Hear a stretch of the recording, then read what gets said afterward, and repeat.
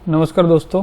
आज की इस वीडियो में हम जानेंगे कि कैंसर के किस तरह के लक्षण होते हैं और इससे हमें कैसे पता चले कि किस तरह का कैंसर किसी भी पेशेंट को हो सकता है। तो सबसे पहले ये जो कैंसर के जो लक्षण होते हैं इसको एक शॉर्ट फॉर्म में बताया गया है कि क्वेश्चन का मतलब होता है कि चेतावनी। इसके जो भी इंग्लिश के जो लेटर्स है उससे ये जो लेटर्स है उसको यूज़ करके हमें बताया गया कि ये अलग अलग तरह के जो भी कैंसर के लक्षण होते हैं जिससे पता चले कि अगर ये लक्षण होते हैं तो इस तरह का कैंसर हो सकता है। सी से अगर देखें तो इसमें लिखा है कि चेंज इन बोवेल और ब्लैडर हैबिट। इसका मतलब ये है कि हमारे जो हम लेटरिन जाते हैं या फिर यूरिन पास करने जाते हैं तो उसमें अगर कोई चेंज होता है तो उसमें क्या चेंज होता है जिसकी वजह से हमें पता चले कि कैंसर हो सकता है। जैसे कि अगर हमें डायरिया हो जाए या फिर अचानक से कॉन्स्टिपेशन हो जाए या फिर हमें यूरिन पास करने में डिफ़िकल्टी हो या फिर जो यूरिन आता है वो येलो कलर का आता हो, तो ये एक साइन होती है कैंसर की कि जिसमें इस तरह के चेंजेस हो सकते हैं। फिर दूसरा जो है वो है कि अ सोर दैट डज नॉट हील, मतलब कि अगर स्किन में हमें कहीं पर भी लंबे समय से अल्सर हुआ है जो हील नहीं होता है। फिर है कि अनयूजुअल ब्लीडिंग और डिस्चार्ज, मतलब अगर पेशेंट को वजाइना में ब्लीडिंग हो रहा है या फिर रेक्टम के थ्रू ब्लीडिंग होता है, जैसे कि खून में मतलब लेटरिन में खून आता है या फिर अगर वोमिट होती है तो उसमें अगर खून आता है या फिर कभी पेशेंट को कोई खांसी आती है उसमें खून आता है या फिर यूरिन में खून आता है, तो ये सब अलग अलग साइन होती है कैंसर की। ऐसे बहुत सारे केसेस होते हैं जिसमें अगर ये सब साइन हो, कैंसर ना हो और दूसरा कोई भी डिजीज हो सकता है, लेकिन ये एक अर्ली साइन होती है जिसमें हमें कैंसर को रूल आउट करना होता है, मतलब कैंसर की पॉसिबिलिटी हमें रूल आउट करनी होती है। फिर एक टी से है कि थिकनिंग और lump in the breast, testicle और एनीवेयर एल्स, मतलब कि अगर ब्रेस्ट में कहीं पर भी थिकनिंग हो या फिर टेस्टिस जो होती है मेल में मतलब पुरुषों में उसमें या फिर शरीर में कहीं पर भी अगर स्वेलिंग हो तो वो भी एक साइन हो सकती है।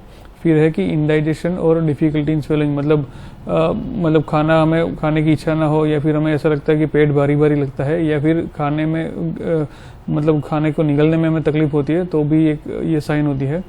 फिर आगे है कि obvious change in size, colour, shape और थिकनेस ऑफ वॉल्ट, मोल और माउस, और मतलब कि अगर हमें शरीर में कहीं पर भी अगर तिल है तो उसमें अगर जो तिल होता है उसमें उसकी साइज़, कलर या शेप उसका चेंज हो जाता है तो भी वो एक कैंसर की साइन होती है। या फिर हमारे मुंह में कहीं पर भी अल्सर हुआ, मतलब टंग में या फिर हमारे जो भी गाल होते हैं उसके अंदर अगर अल्सर है और वो हील नहीं होता है और उसकी साइज़ चेंज हो जाती है तो भी एक कैंसर का साइन होता है।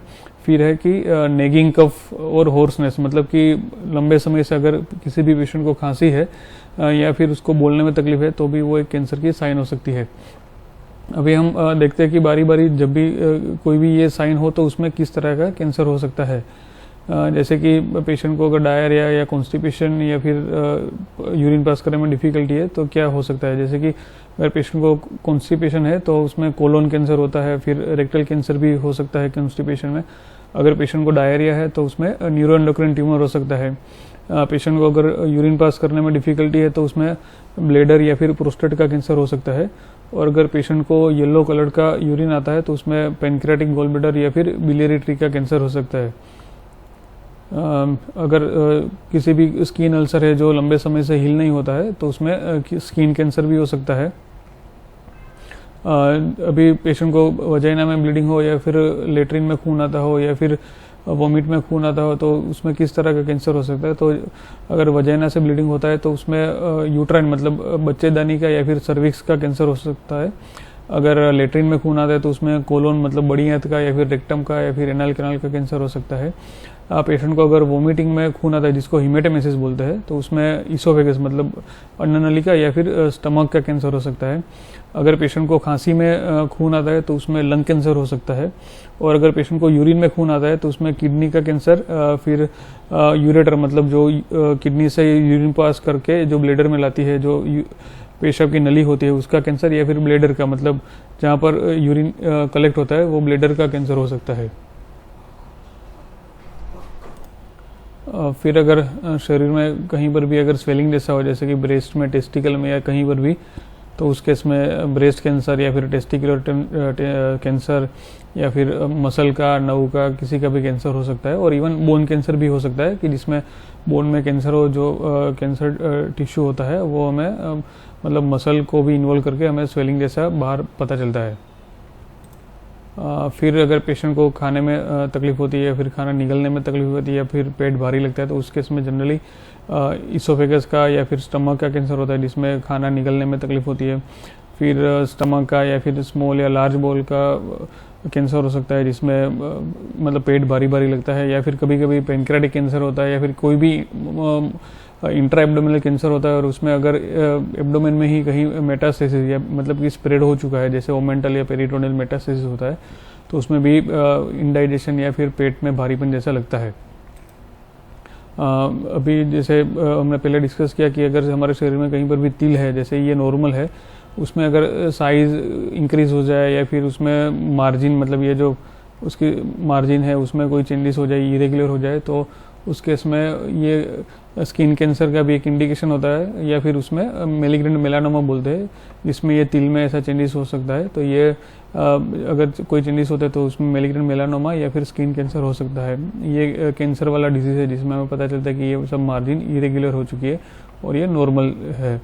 फिर अगर मुंह में अगर हमें कहीं पर भी अल्सर है, जैसे कि लिप में या फिर बकल मिकोजा या फिर टंग में है, तो उसमें नॉन हीलिंग अल्सर होता है, जैसे कि वो अल्सर काफ़ी टाइम से है जिसमें ट्रीटमेंट लेने के बावजूद वो कम नहीं हुआ है, तो उसमें हमें बायोप्सी करवा के फिर कंफर्म करना चाहिए कि कैंसर है या नहीं है।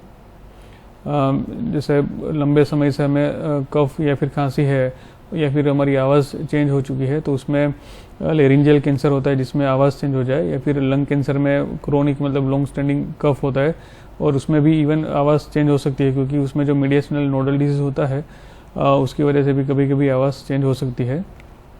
दूसरे कुछ कैंसर के जो सिम्टम्स होते हैं जो होते हैं कि अनयूजुअल फटिग मतलब बिना वजह हमें थकान महसूस होना या फिर वीकनेस, कमज़ोरी होना, अनइंटेंडेड वेट लॉस मतलब वेट लॉस हमारी जान के बाहर वेट लॉस होना मतलब इंटेंशनली वेट लॉस नहीं होना। फिर फीवर होता है या फिर नाइट स्वेट्स मतलब नाइट में पसीना हो जाना, या फिर कंटिन्यूस फीवर होता है जिसका कोई रीज़न हमें पता नहीं होता है। या फिर नोजिया मतलब नोजिया और वोमिटिंग मतलब उल्टी होना। फिर मसल या फिर जॉइंट पेन होता है। हेडेक या फिर गिडीनेस, जैसे कि कोई ब्रेन ट्यूमर है या फिर अगर कहीं पर भी प्राइमरी ट्यूमर है जिसका स्प्रेड ब्रेन में हुआ है, तो उस कंडीशन में हेडेक होता है। या फिर गिडीनेस मतलब चक्कर आना हो सकता है। विजन और हियरिंग प्रॉब्लम मतलब सुनने में या फिर देखने में प्रॉब्लम होता है। या फिर येलोइश कलर ऑफ द आई मतलब जॉन्डिस हो जाए, पीलिया हो जाए, तो ये भी कुछ कैंसर के सिम्टम्स हो सकते हैं। तो इस तरह से ये जो भी हमने सिम्टम्स डिस्कस किया है, ये ऐसा ज़रूर नहीं कि ये सब कैंसर में ही हो, लेकिन ये सब कैंसर के सिम्टम्स हो सकते हैं। और इस कंडीशन में हमें आगे इन्वेस्टिगेशन करवा के मतलब सोनोग्राफी या फिर कोई भी ब्लड रिपोर्ट या फिर सीटी स्कैन, एमआरआई करवा के रूल आउट करना चाहिए कि कहीं कैंसर डेवलप नहीं होता है। क्योंकि अगर कैंसर को हमने अर्ली डिटेक्ट कर लिया या फिर अगर हम कर सकते हैं, तो वो उस कंडीशन में, उस स्टेज में शायद ट्रीटेबल हो सकता है। और फिर बाद में ऐसा ना हो कि वो ट्रीटमेंट हो ना पाए या फिर कहीं पर भी आगे वो बढ़ जाता है मतलब स्प्रेड हो जाता है। मैं आशा रखता हूँ कि ये छोटा सा वीडियो आपको हेल्पफुल और इन्फॉर्मेटिव रहा होगा। धन्यवाद।